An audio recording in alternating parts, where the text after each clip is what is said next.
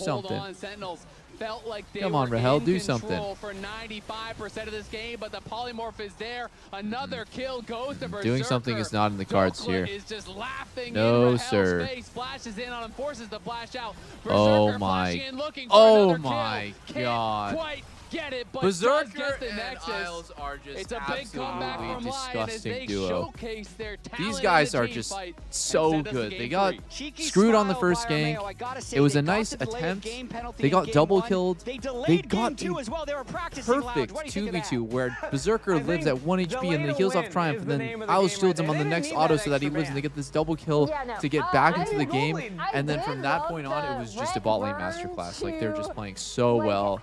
And the shot calling on this team, even without Inspired, is so good. Wow. And I mean, shout out to Dokla too for initiating the dive, tanking the turret to give his AD carry the space to dive super deep on Jhin. That was massive. I mean, Saint knowing his role there, like a lot of mid laners would just go back and defend their tier 2. Saint's like, nope, I'm fucking parking here. We are committed to this play. And he just stood his ground on mid, gave up his top tier 2. That was so YOLO, but it was the right play to make. The only person I didn't glaze right there is Armeo, because Armeo, you're doing great, buddy. Keep it up. We have to talk about how it was so insane for Sentinels to be finding themselves in a positive You are an position amazing where, sub. A lot of the early plays are working out well for them. Now, this is the all-in from Berserker and Isles that didn't work. This is the one that didn't work. Why did it not work? Well, Hambak is here. And Emily's going to start Armeo bought a her Knight's Vow for campaign about Berserker. Hambak and Huhi. Facts. I love how just before Oh, he it died, sucks you know that what, Isles didn't early flash and he gave up 2 kills instead of 1. But it Wow. baited enemy bot lane. Thumbs up right after it. Because he thought the lane was good. He actually thought the lane was good after this. He's like, all right, guys, even after this, we both lost flash. It's fine. But in this lane state, if we're discounting the jungler, not bad. Waves coming I also think, like, one thing that's, like, so good about Saint and Berserker as carries is, like, they're not just the perfect carries, but they buy a lot of space for their teammates. Exactly. This was a sick deadly flourish cap on the back half of it. And like to continue to That's what happens when you're mechanically better than your opponent, is like you can just flex in front of them and you have better fingers. So had an amazing early game. everyone on your team gets to play a more free game. Like they get to play more relaxed, and they can kind of like follow the flow of the game instead of having someone in their face. And yeah, I think that Saint and Berserker are just like, that's why they're the best ADC in mid to me. Let's roll that one back. This one was so close. I cannot believe they turned this one Dude, around. Rahel. Card from the previous play, you brought in your jungler. Now we have full vision. Oh my god. If Rahel had one more bullet. That we're alone for the 2v2. And so even with how chunked, with last bullet coming through, 4th bullet onwards Berserker. Berserker's like, wait Berserker a minute, only not wins are this you because of fucking triple tonic. I'm just going to back up a second here. Berserker only wins this fight because of triple tonic. I don't even think that most AD carries go this rune anymore. Like 90% of the AD carries, I swear to God, go free boots. Let me just like look at the inspiration tree. I'm fairly sure triple tonic. No, triple tonic is on the same row as biscuits.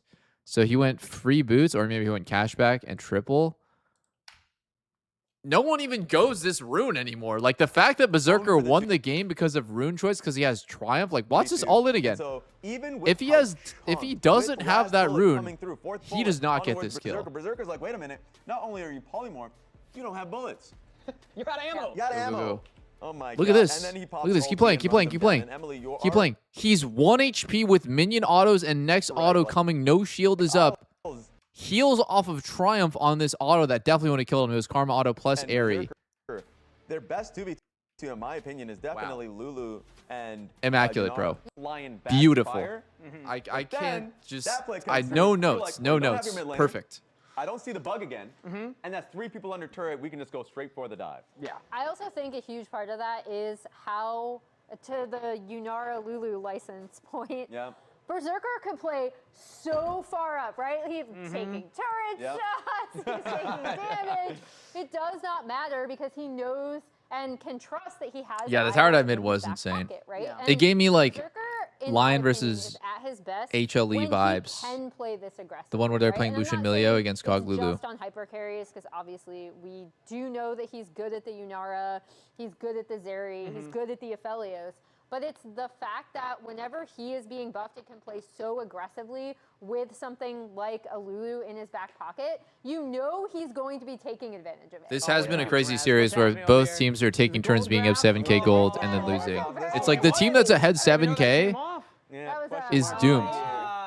In game 3, just lock in full scaling and then go down 10k gold. Berserker, everyone did. Unanimous. Yeah, it's That's the gotta be story of this unanimous. I mean, series. that was a crazy carry performance right there, and it's back to the hyper carries for Berserker. After playing the Cassiopeia, like you had been kind of mentioning for game number 1, still bringing out the mages, but now we see what he can do on the carries. And I feel bad because I do want to bring up the point that I actually, a Berserker getting 84% of the vote. Fans agree, base chat. Good job. Berserker barrage. Is that, I don't think Cassiopeia, I think his Cassiopeia game was also It was great. also great. And I think it is to his credit that on a patch where it's just us, LEC, and CDLOL that have played in Tier 1, right? Mages have been played 4 times. They're now 1 in 3.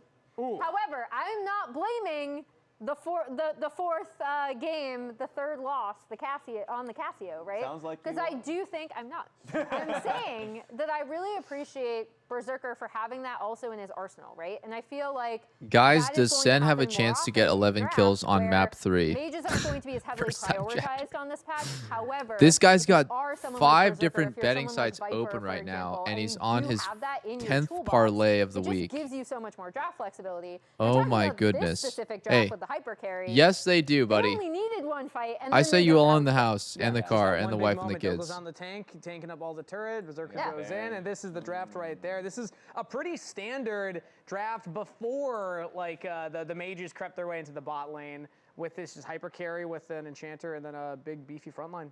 And again, to Isles on the Lulu, I mean, he shields Berserker, but Wild Growths his jungler Armeo to tank up more turret shots afterwards. Like a really good target selection for Miles. Yeah, and You know how bad betting has gone? People literally come in here not knowing what this game is and be asking I know questions. he was 100% win rate. Dude, it's fucked up, yeah. But you can see now he's 50%. But you can see why they did give him that pick. I didn't believe in it still because I did just think that Lions draft like outscales. Yeah. But I understand looking at him and being like, we know he can play this. We know he can. In all honesty, 11 kills is not that much. Armeo's camps, punish it well enough. So not blaming him or the Kha'Zix for the loss either. Either way, it's going to be a 1-1 Hey man, what is the score League of Legends? on What the champion scorecard unit team here. do I Sentinels bet in on? Game 1, Lion bouncing back in game number 2. We're going to go to a Oh break before we're shit. back for game 3. Wait, maybe it's infinite views hack. I should just make like a video titled like Better's Guide on League of Legends and just like go over. I don't even know what I would go over, honestly. There's nothing to go over. It would just be like a newbie's guide to League. I'm trying my best to turn into Grifter before my career is completely done. I'll find a way. 1 HP, 1 HP. Nice. And please, I need to get out of this game. Armeo's suffering. You lose the whole game and then your AD carry just carries. You lose the whole game, your AD carry just carries. Wow. That's the Smithy experience. Team fight and send us to game 3.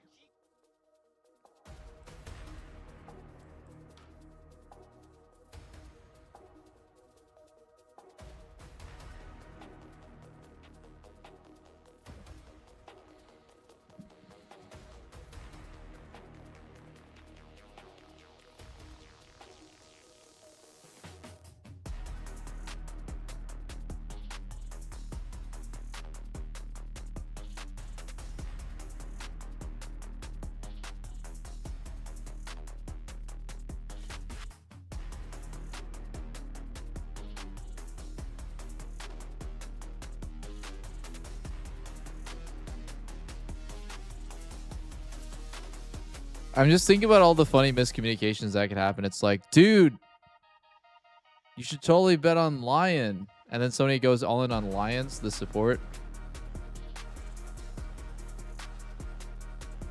They're like, dude, I got fucked. I went all in on DSG.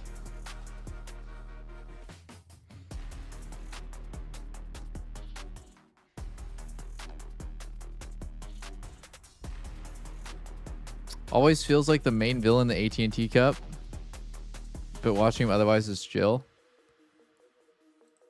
Dude, I don't know. Everyone hates me when I play in the AT&T Cup. How about everyone just tries practicing a little bit? How about that?